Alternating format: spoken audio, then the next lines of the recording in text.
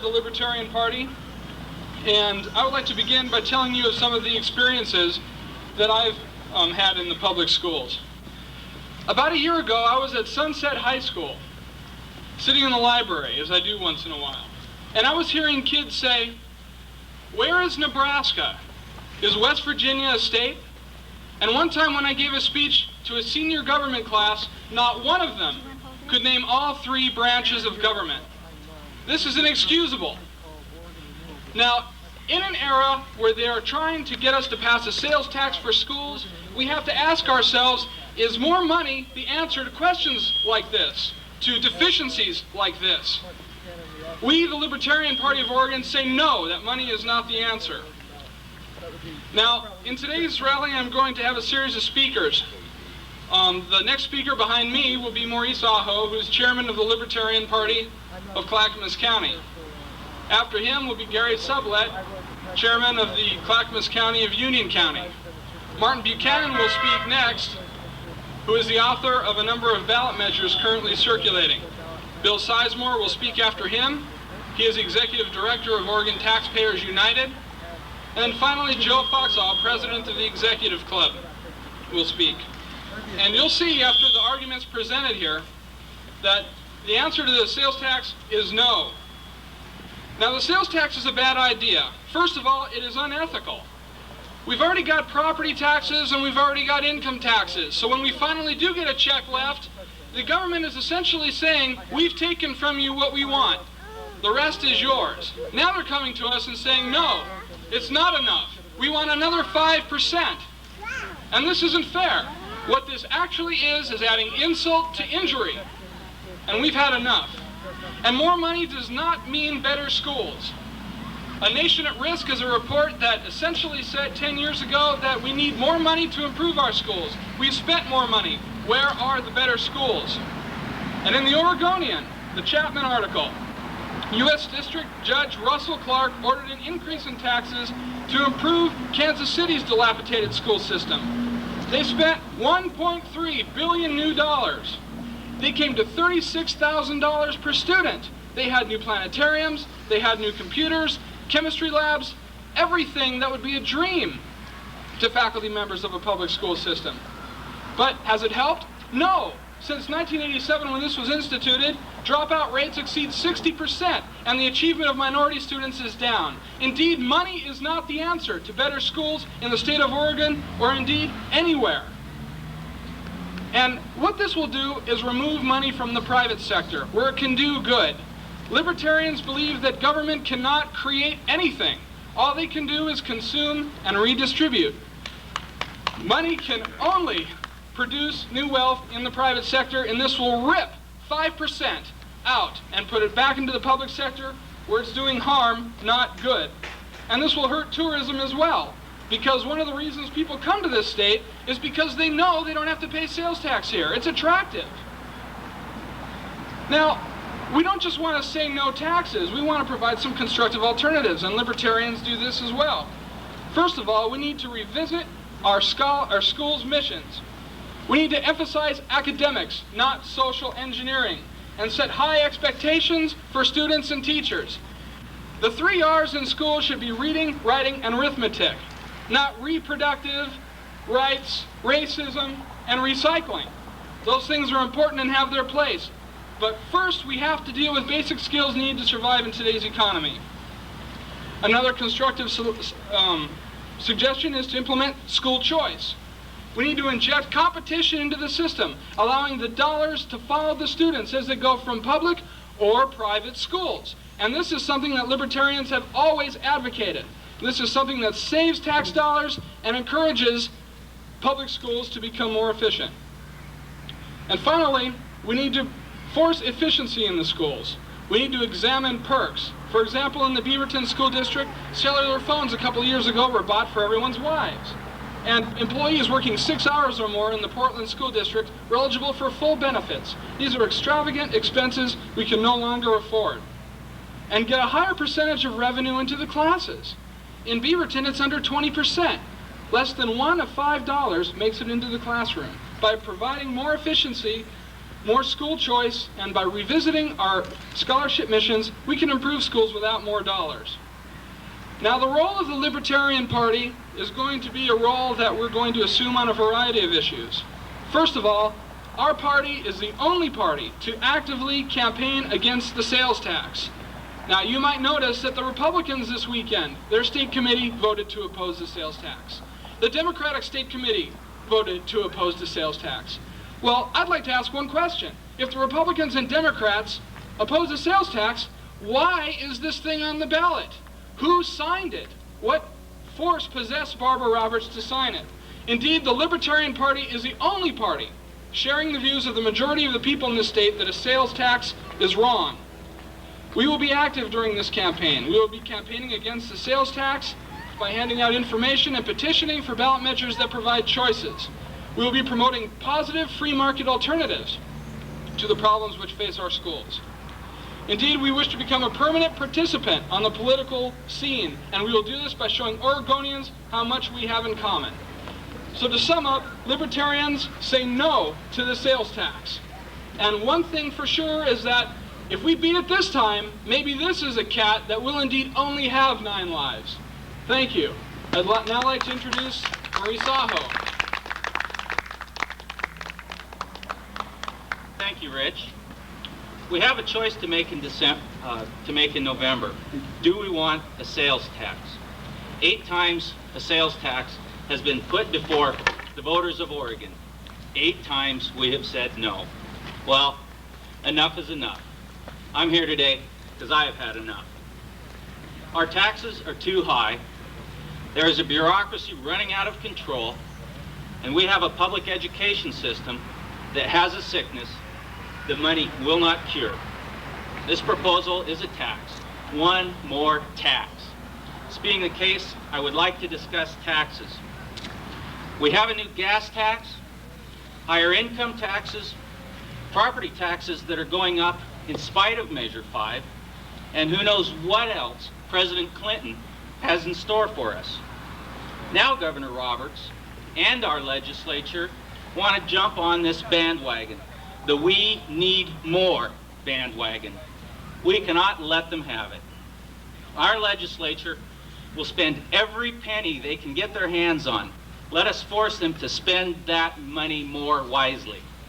We need every dollar we can in our pockets, where it can do some good, rather than having our paychecks taken from us and thrown into the gaping maw of some insatiable bureaucrasaurus. What is the nature of this beast? It is 180 plus agencies in this state. And I would guess that a lot of support for the sales tax comes from among those associated with these agencies.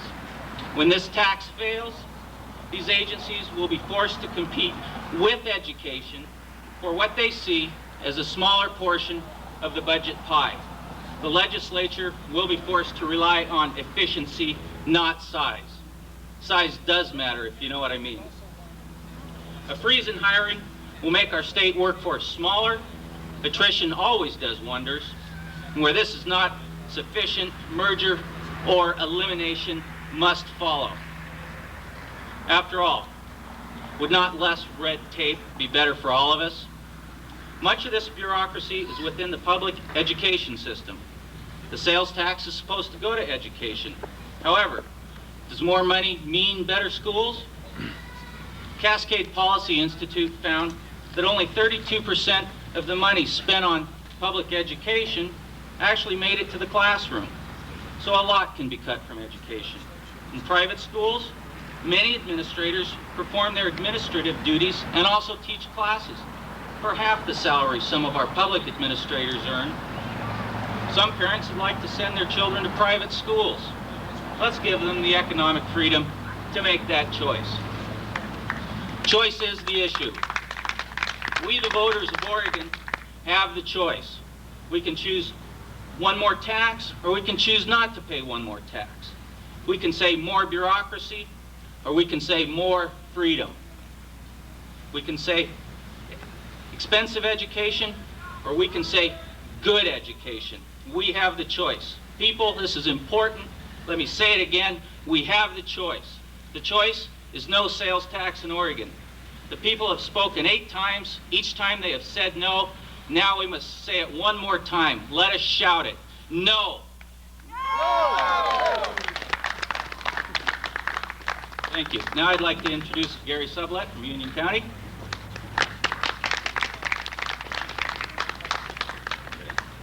I'm a little shorter than most of them. I'm going to take a real different approach to this whole thing. First, by just kind of going back and remembering to the days where you listened to your grandparents and all the times you heard Grandpa saying, yeah, I trekked 5 miles to school uphill both ways, 10 feet of snow with socks with holes in them. You always hear those type of adages. You always hear how difficult and tough it was. And it always comes out that education is the choice that you make it. You also hear the old story about how much a loaf of bread used to cost. Cost a nickel back when I was a kid, all that. Now it's 99 cents, whatever it may be. I'm going to go ahead and reminisce over a certain situation under a different government as it directly represented our founding forefathers and the establishment of this country. In 1763, the British government, through the Treaty of Paris, acquired the rights to the North American colonies. Okay? Through their wartime debt was established a 137 million pound debt. Now, in comparison to today and our national debt, you can imagine how many loaves of bread that would have cost. That's a lot of money back then. Okay, in order to do that, the British government, in George III, through his ultimate wisdom, tried to institute separate taxes, not only to promote the establishment of revenue to pay off those wartime debts, a debt in which can be compared to the debt that we are forced with today, but also to bring down the people and prevent the people from being able to establish their own lives and to promote their own way of living. In 1764, the Sugar Act, commodities, they taxed the very lifeblood of what we needed to survive. The Stamp Act, all written publications needed to be stamped. Those were taxed. That does not mean personal letters. Those were obviously, just the cost of mailing them there. But it went from everything from newspapers straight through to, believe it or not, playing cards were taxed. In 1766, the Declaratory Act, Britain's complete control, both legislative and power of taxation over the colonies. And in 1767, the Townsend Act, the taxation over all imports. Now, if you look at this, you look at everything that was being taxed during those time frames, during those 11 years, and you see a group of people that were being taxed to the point to whereas they had no choice. There was no freedom, there was no choice. Finally, in 1770, they dropped the Townsend tax and established the tea tax. The tea tax was revolutionary in the idea that it dropped some of the taxes except for tea. The catch was we could only drink British tea. It's kind of neat and tidy, isn't it? We don't have a choice on which tea we drink. And as a result, through the Sons and Daughters of Liberty, our founding forefathers took a stand, and through the Boston Tea Party, which was far from what you'd think it was a party, but it was a stand to say no to any type of taxes. We were demanding representation, we were demanding the freedom of choice, and we were demanding the right to make the decisions we felt need to be made. Today, the national debt, in comparison, 137 million pounds back in 1763, compared to over 4 trillion in debt in today's society. I don't know what it converts to, I'm not a mathematician, but comparatively I'd say it's about the same. And what is our government's choice but what we see today? Taxation. They are taxing us to the gills. We receive our checks, we look at the checks, we see the taxes that are taken out, and after it's all over with, we have the money to get the necessities that we need to live on, things for our children, for our families, a place to live, food to eat. Some of the taxes that we've been faced with recently Obviously the gas tax, that's the most recent, it just went into effect. A 5% real estate transaction tax was the latest one, I believe, that was enacted by our illustrious governor, and that was going directly to the schools.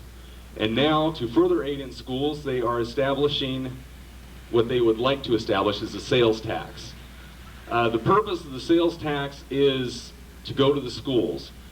What are they going to do with the funds that are currently going to the schools? This tax is to create funding for the schools so current funding can be diverted to other agencies of their choice, to broaden the bureaucracy, to spend more money to accomplish not a bit more than what they're already doing, and it's just going to create a lot of discontent. It's going to take more money out of our pockets, and it's going to take our lifeblood away. The future is in education, this is true. However, I say the future begins at home. The future begins with a solid school structure, and not all the money in the world can promote a better school system.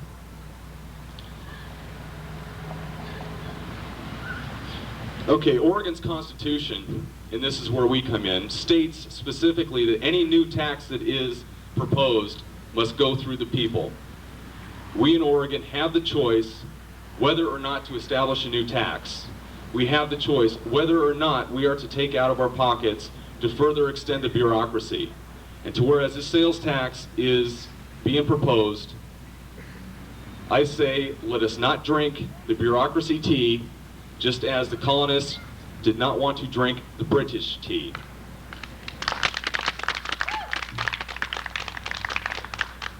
I would ask everyone here today, although a small, but I will say a very elite group that have been willing to take participation in today's event, to not only listen and hear, but also to spread the word. Let the people know what's going on. Emphasize the fact that they have a choice in the vote of whether or not this new tax will be established. Educate them. Let them know where their tax money is going to be going and where the tax money that they're already paying into the schools will be diverted to. I would encourage everyone today to stand with myself, my fellow libertarians, and your fellow citizens of Oregon in saying no to the sales tax measure. Okay. Enough history. The next speaker will be Martin Buchanan.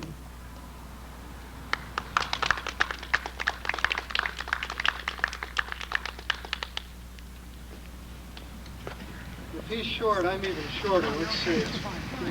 That's fine. Okay. Friends, Oregonians, I come to praise Measure 1, not to bury it, because Measure 1 is for schools and children.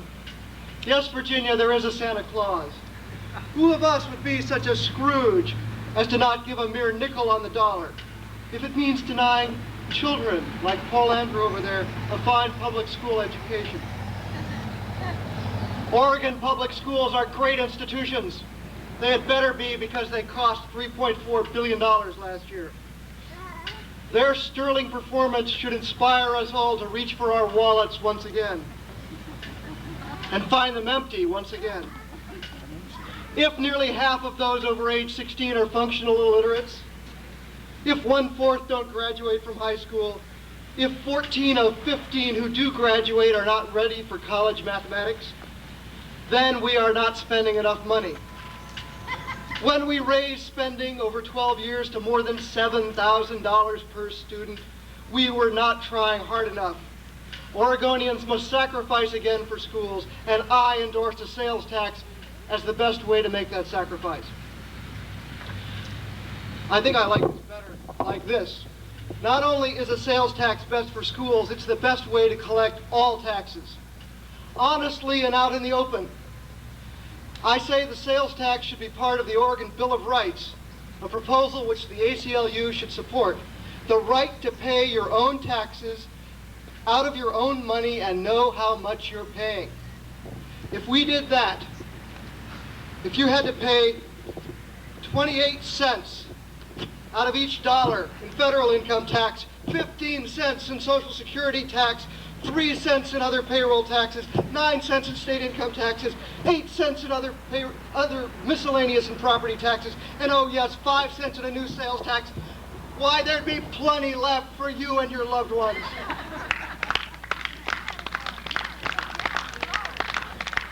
You know what? You wouldn't do it. If the government let you feel and touch your own money in your hand, $6 or $8 or $10 $100 bills each week, and then said, please send half of it back, you wouldn't do it. Then why do we do it now? Just because they're clever about it. Because they call it withholding, payroll taxes, user fees, and 100 other things. That's why I like a sales tax, because it's an honest tax. The sales tax will boost Oregon's economy. Look at the positive effects of California's recent $7 billion tax increase. Much of their revenue must be from home sales, as refugees flee north from continuing depression there. The sales tax will create thousands of jobs in bookkeeping and administration, perhaps enough to offset the 32,000 jobs lost in Oregon's private sector. The sales tax will shift money from the lazy, unproductive private sector to the hardworking and productive government sector. The sales tax will increase the inadequate numbers of government employees. We have only 1,600 governments, give or take a few in Oregon, and only 175,000 state and local government employees now. This tax will allow us to remedy the inadequate pay, pensions, and benefits of public employees, who now average a paltry $6,000 a year more than the rest of us. But why stop there? If one tax increase is good, then 3 would be better, which makes me like Measure 1 even more. Measure 1 should be called the Tax Them All plan. Not only is it a 5% sales tax, it also raises corporate taxes on Oregon businesses. It permanently raises every Oregonian's income tax by repealing the 2% kicker. Now, let's leave out what the 2% kicker is. Suffice it to say that when the legislature suspended it for 1 year in 1991 with almost no publicity, that raised our income taxes by $180 million. And now Measure 1 wants to permanently increase our income taxes. Now, sales tax authors understand an important principle, that private business is an antisocial pursuit to be discouraged whenever possible. This sales tax plan institutes what's called split roll, meaning that business people and renters will pay higher property taxes than homeowners. In Oregon's war on crime, we've truly figured out who to penalize, those dangerous entrepreneur criminals who make the mistake of using their property to be productive and create jobs. Think about this. Discriminatory taxes on businesses and renters are just as wrong as discriminatory taxes on Jews, gays, or African Americans would be. A double standard is also wrong. Why does government exempt itself from this sales tax that it makes the rest of us pay? We hear that the sales tax is dedicated to schools and controlled by voters. Yet Measure 1 allows the legislature to double sales tax revenues and tax burdens at any time with no voter approval. You see, they can extend the sales tax to services at any time, to accountants, computer programmers, consultants, lawyers, doctors, naturopaths, real estate agents, thousands and tens of thousands of other business people. This is forward-looking thinking on the part of the sales tax authors, because not only have they anticipated the $2 million in new tax revenue that they want in this biennium, but the additional $2 billion they'll hit us from taxing services around 1999. I like the sales tax because it shows the level of original thinking in Salem, having failed only 8 previous times. I like the sales tax because it will give Don McIntyre a break from being blamed for all this state's problems. Now, there's a man who's done more for Oregon than any elected politician, yet I wouldn't be surprised to read in tomorrow's Oregonian that Measure 5 causes cancer. If not a sales tax, then what? Well, our first legislature has had 3 years to deal with Measure 5, despite the reform efforts of many good legislators, including Bob Tiernan, Greg Walden, Charles Starr, to name a few. Our Congress of People's Deputies offers nothing better than this tax. But welcome, fellow legislators, because for 90 years Oregon has had a second legislature through the initiative process consisting of the entire people of this state. And if the first legislature won't act, the second legislature is already acting with at least 5 major initiatives to save tax dollars. First, an obscure proposal that will save us $100 million or more each year, called Repeal Our Little Davis-Bacon Act, so that we can pay the lowest quality bidder to do a public construction project and not someone who's paying artificially high union wages. Initiative number 2, school choice, that for each student that goes to an independent school will save taxpayers $3,000 and will save hundreds of millions of dollars a year overall. Initiative number 3, taxpayer protection, being circulated by Frank Eisenzimmer and Elmer Speck. They have more than 100,000 signatures as of this week.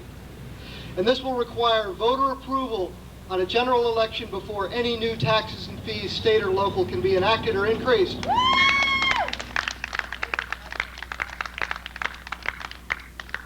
Initiative number 4, a brilliant proposal supported by Bill Sizemore, Barbara Ashe, Ruth Bendel, and a whole lot of other people, called Pitch-In, that Bill will, I'm sure, talk more about, that would make the public employees again kick in on their pensions. Initiative number 5, one that I'm running with a group called Oregon Renewal. I'll be happy to give you some literature after this, which would require that the average public employee shall not receive a greater compensation package than the average private sector worker. Fully implemented, it saves us $1 billion a year, as much money as this sales tax would raise. Now, 2% equal tax is out there, and I think that that's one that would greatly reduce taxes. Does anyone here know, by the way, how many signatures the 2% equal tax has gotten so far? They won't tell you. Well, okay. Well, that one would eliminate all other taxes in favor of a 2% equal tax, and given the level of other taxes, it has my vote in a minute. The last reason I like a sales tax is because it may win in November, and Americans love a success. Millions of dollars in media, combined with a weak no campaign and low voter turnout, can pass a sales tax. There's an awful lot of apathy out there. And I can tell you that a very competent and capable organizing effort for this rally ought to have produced 100 or more people here. I think we did well to have 50. I know a man who once started with 12 and made quite a splash. But that apathy and low voter turnout could pass this sales tax. I hope they don't. If they do, I can tell you we won't have to wait until 1998 for the next vote, because people like us can and will put repeal on the 1994 ballot. Ladies and gentlemen, let us close with a toast to Measure 1, dedicated to pork, controlled by legislators. Thank you.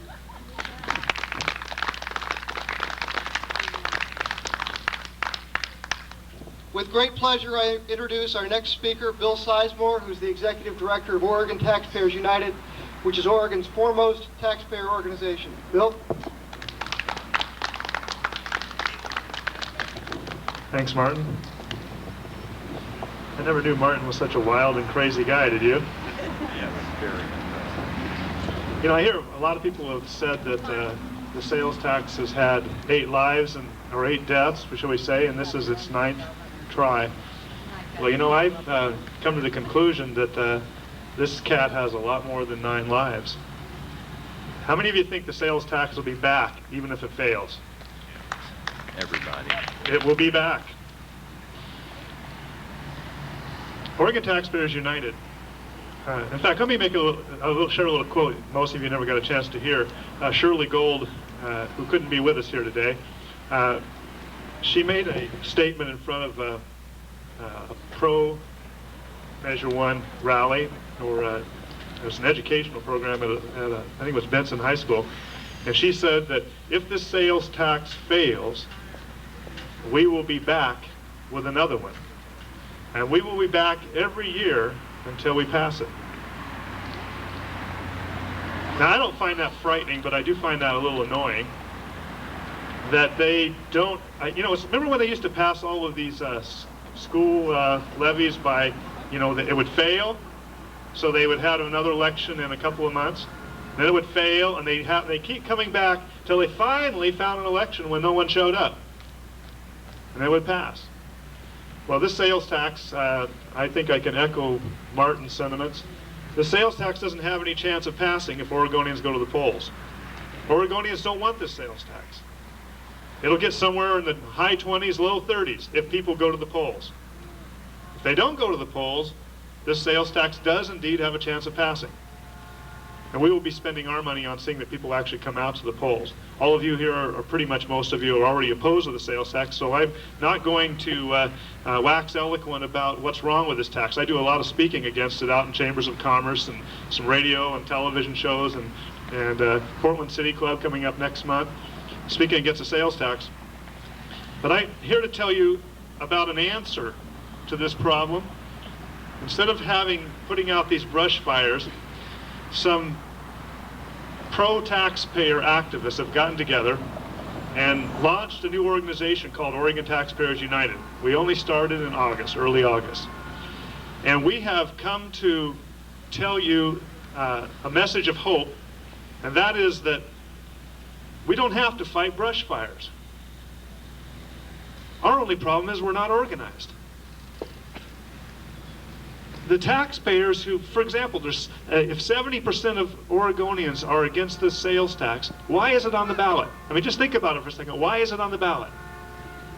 It's because the electors elect people to the legislature who make no attempt to reflect the views of the people. Oregon Taxpayers United is going to do something that we're going to play the game the way it's being played. Everybody that comes to these hallowed halls here are organized. The teachers' unions are organized. The public employees are organized. The animal rights people are organized. The rifle people are organized. The anti-gun people are organized. Everybody's organized. The cranberry growers of Oregon are organized. Did you hear that? And they have a lobbyist to come down here and lobby for them to get either a larger share of the pie or to at least protect their interests. But taxpayers, the largest interest group in Oregon, has essentially no organization. There's no one down here but a few housewives who don't have to work making an effort to speak on behalf of taxpayers. Oregon Taxpayers United is fashioned after a group in Iowa called Iowans for Tax Relief. Iowans for Tax Relief is the most powerful statewide PAC in the United States. In their coffers, they have over $20 million. You know how they raise their money? Taxpayers in Iowa. They hold little dinners around the state, in every city, every county, and they organize. They have about 48,000 plus members. And they could shut down their state legislature in a day's notice. They've done it twice. They just send out a little tax news alert to all their members and say, please call your legislator, and here's a list of all the numbers in the state capitol. And they jam every phone in the legislature. Even the inter-office phones. They can't call out, they can't call, no one can call in because the lines are jammed. These people, we send them down here to do our will. Not to tax us, enslave us, harass our businesses with regulations, tell us how we can use our land. Well, the guys from Iowa flew out here, sat down with Frank Eisenzimmer and myself. Frank Eisenzimmer, by the way, was a big activist involved in Ballot Measure 5 and also term limits. and the Taxpayers Protection Initiative that's out now, and by the way has well over 100,000 signatures already. These guys from Iowa came out, sat down, and gave Frank and I a detailed plan of how we can build an organization that can be, in 2 to 4 years, the most powerful political organization in this state. If we as taxpayers just get involved. We don't have to do tons individually if we all work together in an organization. I brought some brochures along today. I brought about 30 or 40 of them. And they will tell you about this organization, what it's going to do. It's going to be permanent. We have received funding for our first 2 full years for salaries, office overhead, etc. So when we raise money, it doesn't go to pay my salary or to pay the rent or further our little bureaucracy. It will all go to the cause of fighting to minimize the percentage of your income and property that is taken from you by taxes. I find that to be a message of hope because when I wrote this, what they call the pitch-in initiative, I was shocked when I saw the numbers. The legislature comes to the people with a sales tax and asks them to approve a sales tax. When this little pitch-in initiative, and I can tell you, I wrote it in a couple of afternoons. It will save taxpayers, when it passes next November, a little over $800 million per biennium. 2/3 of what they hope to raise with a sales tax. Now the legislature may tell us that they cut. Boy, before they came to you, people of Oregon, before we came to you with a sales tax, we cut. Believe me, we cut. But I sat down in an afternoon and wrote an initiative that will save taxpayers over $800 million. And will still leave public employees' pensions funded over double the average for the private sector. Still will enable them to retire making as much or more money than they made when they worked full-time. The legislature has made no attempt to cut. They only know one way, and that is raise taxes. When someone says, I cut that budget, we cut it. What do they mean? How many of you know what they mean when they say we cut? That's right. Last year we had $10 million. This year we need $12 million to do the same thing we did for $10 million. The legislatures, no, you can only have $11 million. So what? A 10% cut. I saw a cartoon in a newspaper showed President Clinton standing on the scales in his doctor's office. He was wearing his underwear. Little hearts on it. Bleeding hearts, I think they were. No. And his doctor said, "Mr. President, I have some bad news for you." He said, "You've gained 40 pounds." President Clinton just smiled. He says, "Well, that's good news. You see, I thought I was going to gain 50 pounds. So that's actually a 20% reduction." That's the way they really honestly think. Oregon Taxpayers United is going to change that. We are going to raise money to rival the money that's fed into tax and spend political candidates by the teachers' unions, the public employees' unions, and special interests that don't stop to think that the real people out there that are being hurt are the taxpayers. That when they support a good cause, they must understand that they are taking money from a lot of hard-working people, large and small, who need that money, who earned that money. It's their money. And we're going to let them know. I believe that Oregonians have reached critical mass in regard to taxes. I've been doing politics, fighting taxes since the late 70s. And you know, I have never sensed the attitude that I sense with voters now. Something has happened in the last couple of years that has changed attitudes in Oregon. I think I have an idea what it is. I think they passed Ballot Measure 5 expecting to see their taxes go down.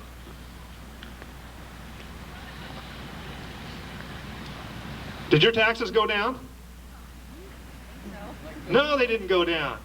In fact, for a lot of people, they went considerably up because they turned right around and reassessed amazingly quickly for government.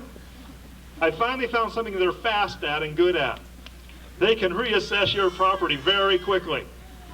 And people's taxes went up. And you know, when the people of Oregon made the statement, we want lower property taxes, and then they turn right around like it was some kind of shell game and says, okay, we lowered the percentage and we raised what we take that percentage of, and presto, you pay a lesser percentage but a little more money. And people are really ticked. They feel betrayed. They finally got the message that those people don't really care about what we say. And I think they've reached critical mass, where people are willing to say, okay, remember the Measure 1 was just on the ballot, went down 3-1? That was a harbinger, if you will, of what's coming up with this particular, with the Measure 1 with the taxes, if people will show up. If you give the people of Oregon the opportunity to vote on tax increases, they're going to say no. If you give them the opportunity. And if the legislature gets the opportunity to raise taxes, they may. But the people will not. Now, Frank Eisenzimer's measure will stop them from raising taxes without a vote of the people. That's good news for all of us. I believe it's going to pass 75–80%. But if you want to be involved in an organization, totally nonpartisan, libertarians are welcome, Ross Perot people are welcome, Democrats are welcome. But if you're willing to get involved in an organization that will change the actual chemical makeup of the legislature, so they aren't referring sales taxes to us when 75% of the people in Oregon hate sales taxes, then come see me after the rally. I'm over on the side here, and I'll have some of these pamphlets, tell you more about the organization. And I appreciate your time. I'm going to ask Joe Foxall to come now. Joe is the president of the executive club in Gresham. Ask Joe more about that afterwards. That's a place where you can go and see tax activists gather once a month for pizza and to share ideas. And Don McIntyre hangs out there, and Frank Eisenzimer hangs out there. There's a lot of real activists hanging out there. Joe, you want to come on up?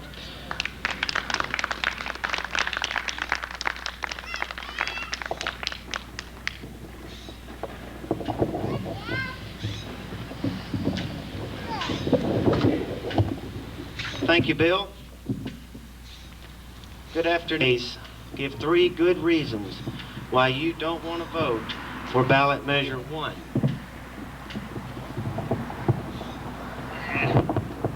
Very good reasons. 1, we already send Salem way too much money. 2, there is plenty of money now to properly fund our schools. And 3, the sales tax will seriously hurt Oregon's economy. Point number 1, should Oregonians send Salem another $1 billion of their hard-earned money each and every year? Well, remember back in 1990 when Ballot Measure 5 passed. Remember the dire predictions of immediate pink slips everywhere, police and fire services in serious jeopardy, and schools would obviously be decimated. One government employee told me, while we may have to pull patrol cars off the street so we can put fuel in the fire trucks. Bunk. The fact is, none of these gloom and doom predictions or declarations have come true. In fact, most all government employees and teachers have gotten at least 6% pay raises each year, their contracted merit and step increases. And the fact is, state revenues have actually risen smartly, mostly due to the natural growth of the Oregon economy, as well as the reassessing of property values. The cold budget figures do not lie. These are not interpretations, and these are not statistical finagling. The facts are, the general fund budget last biennium, $5.6 billion. The general fund this biennium, $6.7 billion. Folks, any way you look at this, $6.7 billion is more than $5.6 billion. And school support has followed suit. We don't have a taxing problem, but we do have a spending problem.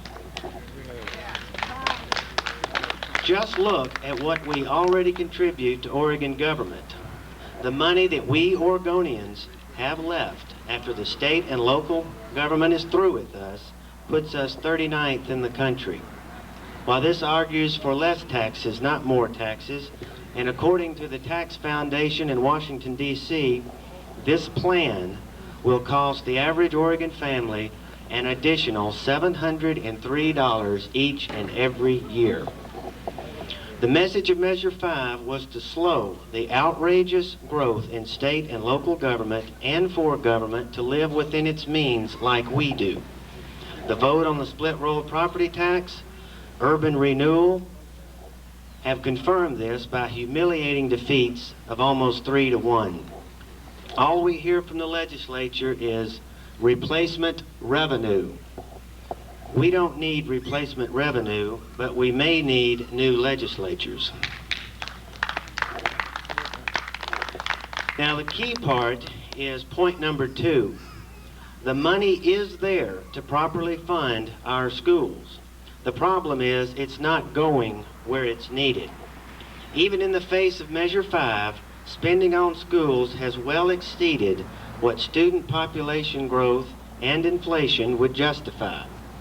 In the last 2 years, 6% is all that would have been needed to keep pace with student growth and inflation. Yet, in 92 and 93, the legislature gave schools a 7.4% boost. In 92-93, a 9.4% boost. Well, what cuts? In fact, according to the government itself, schools last year received $180 million over and above what they needed to keep up with inflation and student population growth. There was no cut.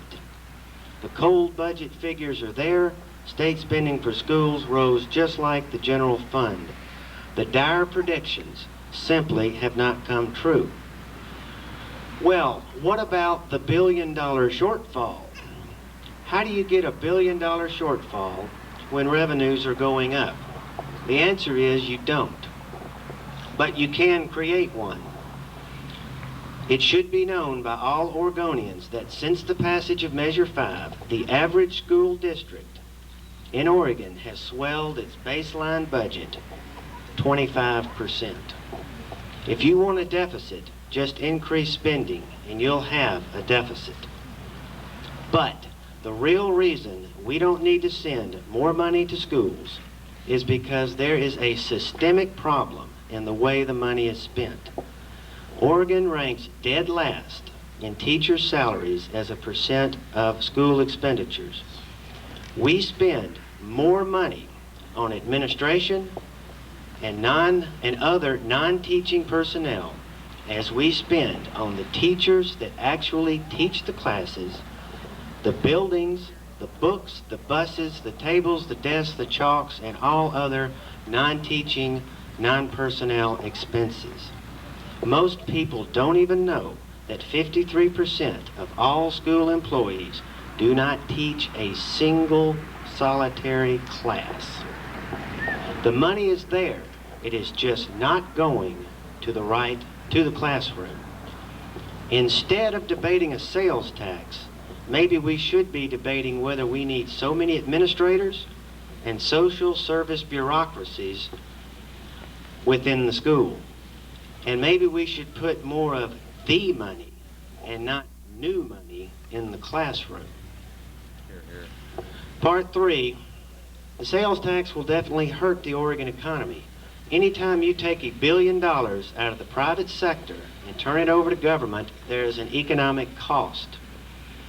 With Oregon and a sales tax, the biggest blow comes to retail sales and the jobs connected to it.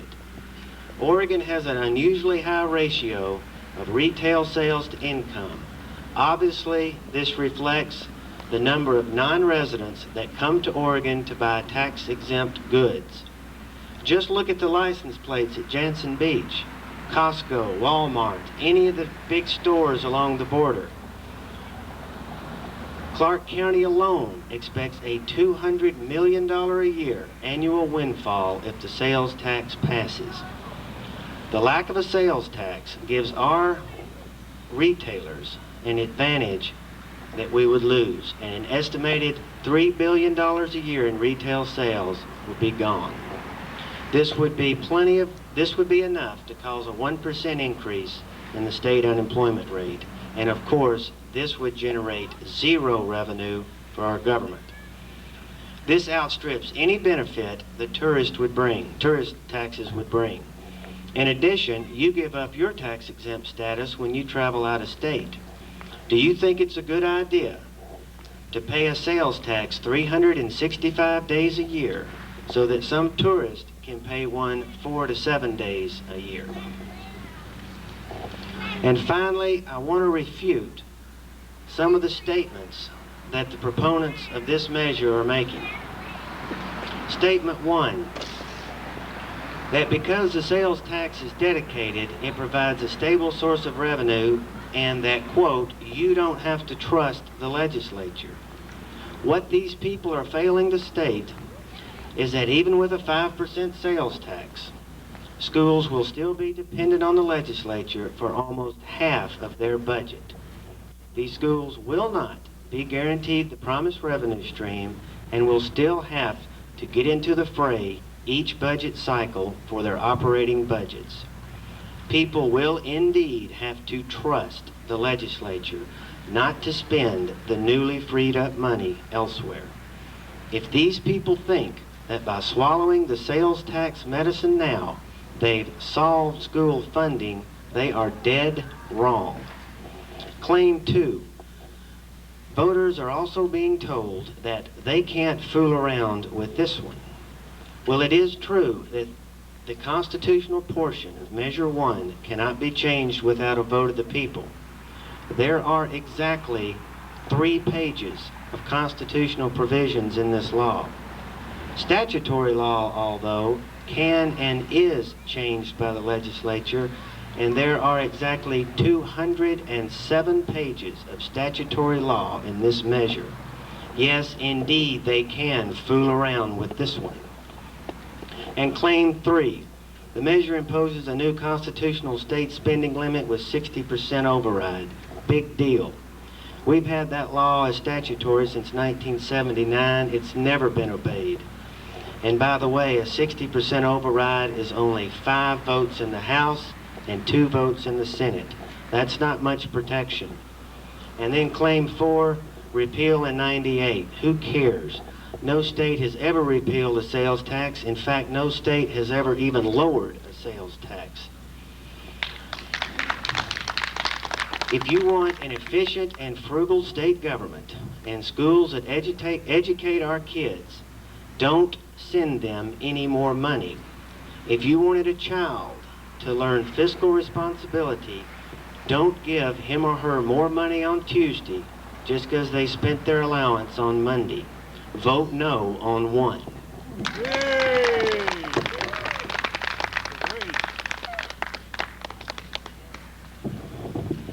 Seems to work better this way. I want to thank everyone here today for coming out. Now, this is the first rally like this the Libertarian Party has held in a very, very long time. It is not going to be the last. We've all seen the advertisements that proponents of Ballot Measure 1 have put on the air. Now it's our turn, and the Libertarian Party is proud to be one of the leaders, one of the first people to strike back and show the voters why this is a bad idea. I want to thank my wife Julie, who's been supportive through all of this, and Jean and Maury and all of the other people who have been helpful in organizing this rally. I'd like to thank our speakers, Bill Sizemore, Joe Foxall, Martin Buchanan for coming, and everyone else for showing up. Thank you very much and have a good day.